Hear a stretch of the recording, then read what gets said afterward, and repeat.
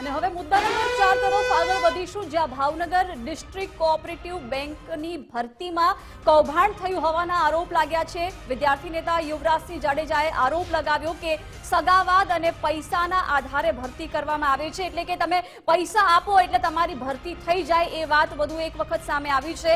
General manager અને ડાયરેક્ટરના સગાની જ ભરતી કરવામાં આવી હોવાનું યુવરાજસિંહે જણાવ્યું। ન માત્ર એટલું જ, હજુ તો 6 ફેબ્રુઆરીએ ઉમેદવારી ફોર્મ ભરાયા હતા અને હવે ભરતી પણ થઈ ગઈ, એટલે એ સ્વાભાવિકપણે પરીક્ષાના નામે માત્ર નાટકો તો થઈ જ રહ્યા છે, પરંતુ પહેલાથી જ નક્કી હતું કે કોની ભરતી કરવામાં આવે, બેંકમાં કોને લેવામાં આવે, પહેલાથી જ નક્કી કરી દેવામાં આવ્યું હોય, એટલે કે એક ટાઈપનું ફિક્સિંગ હોય એ પ્રકારે આ વખતે યુવરાજસિંહે આરોપ લગાવ્યા। એમને સીધા આક્ષેપો કર્યા છે કે લાગવગ અને પરિવારવાદના આધારે જ અહીં ભરતી થઈ છે। એટલે વિકાસ, અહીં સવાલ થાય કે વારંવાર પરીક્ષાઓમાં છેડા કૌભાંડો થતા હોય છે, અને હવે આ બેંકની ભરતીમાં પણ આ જ પ્રકારે લાગવગ અને પૈસા આપીને ભરતી કરવામાં આવી હોય એવા આરોપો લાગ્યા છે। બિલકુલ જિજ્ઞાસા, સરકારી હોય કે પછી સહકારી ક્ષેત્રની જે પણ ભરતી પ્રક્રિયા હોય, હંમેશા સવાલ ઉઠતા રહે છે કે શું આપણે એક ફૂલપ્રૂફ રીતે પરીક્ષા આખી પૂર્ણ કરી શકીએ છીએ ખરા? જવાબ ના મળે છે, કારણ કે અનેક એવી પરીક્ષાઓ છે, અનેક એવી ભરતીઓ છે જેમાં ગોબાચારીના ગેરરીતિના આક્ષેપ થતા રહે છે। ઘણા કિસ્સામાં તો સામે પણ આવ્યું કે આ પેપર લીક પણ થાય છે અને આમાં છેતરપિંડી પણ કરવામાં આવે છે, સગાવાદ ચલાવવામાં આવે છે, એવું ઘણીવાર સામે આવતું હોય છે। અને હવે ભાવનગરની જે ડિસ્ટ્રિક્ટ બેંક છે તેમાં જે 80 પદો માટેની જાહેરાત કરવામાં આવી હતી આ જ વર્ષે, એટલે કે ફેબ્રુઆરી મહિનામાં 6 તારીખે તેની જાહેરાત કરવામાં આવી હતી। 6 તારીખે જાહેરાત થઈ જાય છે ને પછી 26 તારીખે તેની પરીક્ષા પણ લેવામાં આવી જાય છે, પ્રાથમિક કસોટી તે પણ લેવામાં આવે છે, અને એ પણ કોલ લેટર જાહેર થયાના 4 દિવસ બાદ તેની પરીક્ષાની જાહેરાત થઈ જાય છે, અને પછી હોશે વિદ્યાર્થી પરીક્ષા પણ આપે છે। સવાલ ઘણા બધા ઉઠાવવામાં આવ્યા છે, પરંતુ શું આમાં આક્ષેપ કરવામાં આવ્યો છે પહેલા તે સાંભળીએ। કોઓપરેટિવ બેંકની અંદર જે ભરતી થવાની છે એ ભરતીમાં અમને આશંકા છે કે આમાં સગાવાદ, ઓળખાણવાદ અને પરિવારવાદના જે લોકો છે એ જ લોકો લાગવાના છે, અને આની અંદર પહેલેથી એ સીટ જે છે એ સીટ ડિસાઇડ થઈ ગયેલી છે કે કોને કઈ રીતે ભરતીમાં લેવા। તેમાં અમને જે માહિતી છે એ માહિતી પ્રમાણે 2 ડાયરેક્ટરના જે દીકરા છે, 2 જનરલ મેનેજરના ભત્રીજા છે, 1 ડાયરેક્ટરના ભત્રીજા છે, ધારાસભ્યના બહુ નજીકના કહી શકાય એવા ભાણિયા છે। આજ અંગે વાતચીત કરીશું। આપણી સાથે યુવરાજસિંહ વિદ્યાર્થી નેતા ફોનલાઈન પર જોડાઈ ગયા છે। યુવરાજસિંહ, ગુજરાત ફર્સ્ટમાં આપનું સ્વાગત છે। કેમ આપને લાગી રહ્યું છે કે ભાવનગરની ડિસ્ટ્રિક્ટ કોઓપરેટિવ બેંકમાં ગોબાચારી થઈ છે, આમાં કૌભાંડ થયું છે? કે છેલ્લા 13 વર્ષથી સ્પર્ધાત્મક પરીક્ષાનો એક અનુભવ ધરાવું છું, અને અત્યારે જે પરીક્ષાઓ ચાલી રહી છે પહેલા તો એમાં ઘણી બધી પ્રક્રિયાઓ એવી છે જેમાં સંયોગ જોવા મળ્યો છે। હવે સંયોગ જો તમને ટેકનિકલ રીતે જો વાત કરું ને તો એવું છે કે અત્યારે કોઈ પણ પરીક્ષા બહાર પડે તો સૌપ્રથમ જે રીતેના ફોર્મ ભરાય, જેની પ્રક્રિયા હોય, તો એવી આમાં કોઈ જ પ્રકારની પ્રક્રિયાને ફોલો કરવામાં નથી આવી। ત્યારબાદ જે પરીક્ષાની કન્ડક્ટ કરવાની પ્રક્રિયા હોય તો એમાં પણ ઘણા બધા ધાંધલીઓ જોવા મળી રહી છે। હવે સ્ટેપ બાય સ્ટેપ તમને જો વાત કરું તો આ પરીક્ષા જે છે એ 6/2/2025 ના રોજ જાહેર થઈ।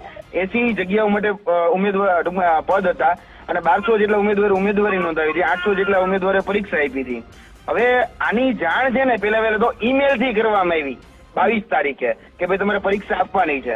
હવે મેં આવું પહેલી વખત જો કે ઈમેલ થી જાણ થાય અને લેટર, ટૂંકમાં કોલ લેટર હોય ને એ કુરિયર થી મોકલ્યો, નકર તો કોલ લેટર હંમેશા ઓનલાઈન ડાઉનલોડ થતા હોય, ભલે ચલો એનો કોઈ વાંધો નથી, પણ પછી છે ને આમાં જે તકલીફ જે સામે આવી ને એ એવી હતી કે આમાં પરીક્ષાર્થી પરીક્ષા દેવા માટે વર્ગખંડમાં જાય છે, તો વર્ગખંડમાં કોઈ જ જાતનું ચેકિંગ કરવામાં નથી આવતું। નતર કેવું હોય કે ઉમેદવાર જાય ને તો એમાં એની બાયોમેટ્રિક ચેક કરવામાં આવે, એ આધાર કાર્ડ કે કશું કઈક લઈ ગયું હોય તો કોલ લેટરની સાથે એને ક્રોસ ચેક કરવામાં આવે કે એ જ વ્યક્તિ આવ્યો છે, કોઈ ડમી વ્યક્તિ આવીને પરીક્ષા નથી દઈ ગયો ને, આ બધું ચેક કરવાનું હોય। આ પરીક્ષામાં આ પ્રકારનું કોઈ ચેક નથી। બીજું કે આના પછી પરીક્ષા ખંડમાં જયારે વિદ્યાર્થી પરીક્ષા આપવા બેસે છે તો પેપર એને સીલ પેક મળવું જોઈએ। આમાં કોઈ જ પ્રકારનું પેપર છે એ સીલ પેક વર્ગખંડમાં આપવામાં આવ્યું ત્યારે એમાં કોઈ જ પ્રકારનું સીલ પેક નહોતું। અને સૌથી ચોંકાવનારું અમારા માટે જો કોઈ બાબત હોય ને એ ટેકનિકલ ટર્મ્સમાં તો OMR। હવે OMR ની અંદર આ પરીક્ષા, ટૂંકમાં જે પરીક્ષા કન્ડક્ટ કરતી સંસ્થાએ એવું કીધું કે તમારે તમારો મોબાઈલ નંબર લખવાનો। હવે બીજા રીતે બીજી પરીક્ષામાં વાત એવી થઈ કે તમારી કોઈ જ ઓળખ તમારી થતી ન થાય એટલા માટે બધી જ બાબતોને ગોપનીય રાખવાની હોય। હવે આ પરીક્ષામાં એને મોબાઈલ નંબર માંગ્યો, શા માટે મોબાઈલ નંબર માંગવામાં આવે છે એટલે આ બધી જ એવી બાબતો છે. એની સાથે સાથે OMR પણ લઈ લીધી, પરીક્ષાનું પ્રશ્નપત્ર પણ લઈ લીધું અને પરીક્ષા પૂરી થઈ તો કોલ લેટર પાછો લઈ લીધો. એટલે આ ઘણી બધી એવી બાબતો છે કે જે ઘણું બધું અજીબતું અને ઘણા બધા સહયોગો પેદા કરી રહ્યા છે. પરંતુ આની બિલકુલ યુવરાજસિંહજી, તમે જે બધા તર્ક બાબતની આપ્યા, તો શું આ જે પરીક્ષા લેનાર એજન્સી કે પછી સંચાલકો તેમના તરફથી કોઈ જવાબ આપવામાં આવ્યો કે અમે આ તર્કના આધારે પરીક્ષા લીધી છે, આ પેરામીટર અનુસાર લીધી છે? ગતરોજ આ બાબતની પુષ્ટિ કરવા માટે હું ભાવનગર ખાતે રૂબરૂ ગયો હતો. ત્યાંના જે પીડિત વિદ્યાર્થીઓ હતા એ પીડિત વિદ્યાર્થીઓને પણ મળ્યો હતો અને તેની સાથે સાથે શિહોર પંથક અને ભાવનગરના અલગ અલગ વિસ્તારોના પંથકોમાં જઈ આ બાબતની ક્રોસ ચેક કરવા માટે મારા જે ઇન્ટરનલ સોર્સ હતા એની સાથે મેં વાતચીત કરેલી છે. તો તેમાં તે એ વાતની દરેક લોકો વાત કરે, ભાવનગરના ભાગોળે વાત છે કે ભાઈ આ જે ભરતી જાહેર થઈ ને એ જાહેર થાય પેલા તો એમાં કોને લેવાના છે ને એ નક્કી છે. એટલે આ ખાલી ઔપચારિકતા છે કે કોને લેવાના છે. બાકી આ ભરતી જે લેવાઈ રહી છે ઔપચારિકતા પૂરતી લેવાઈ રહી છે. બાકી આમાં જે 80 જણા છે ને એ કોને લેવાના છે એના નામ પહેલેથી ડિસાઈડ થઈ ગયેલા છે અને એમાં પણ જે એના સગાવાલા છે ને એ સગાવાલાને જ લેવાના છે. આમાં બીજા કોઈ બહારના વ્યક્તિને લેવાના નથી. એટલે આ ખૂબ અજીબ વાત છે, કારણ કે તો ભાઈ તમારે સ્પર્ધાત્મક પરીક્ષા ગોઠવવી જ ન જોઈએ. જો તમારે પેલા તમારા નજીકના જ લોકોને લેવા છે તો બંધ મારના લઈ લો ને. આમાં જે ડાયરેક્ટર છે ડાયરેક્ટરના 2 છોકરાને લેવાના છે, જનરલ મેનેજરના ભત્રીજાને લેવાના છે, ચેક ડાયરેક્ટર છે એના ભત્રીજાને લેવાના છે, બરોબર. અહીંયા જનરલ મેનેજર છે એના ઓળખીતા પાળખીતાના ભાણિયાને લેવાના છે. તો આવું પહેલેથી જ નક્કી અને પહેલેથી ત્યાં બધી જગ્યાએ ભાવ પણ બોલાય છે કે ભાઈ 25 લાખ આપો નોકરી લ્યો.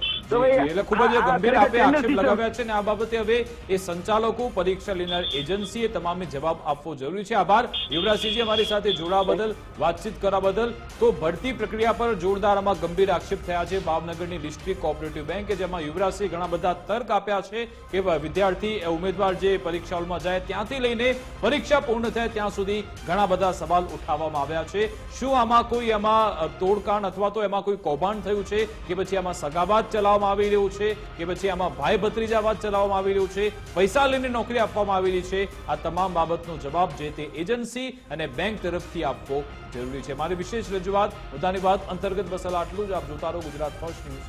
નમસ્કાર.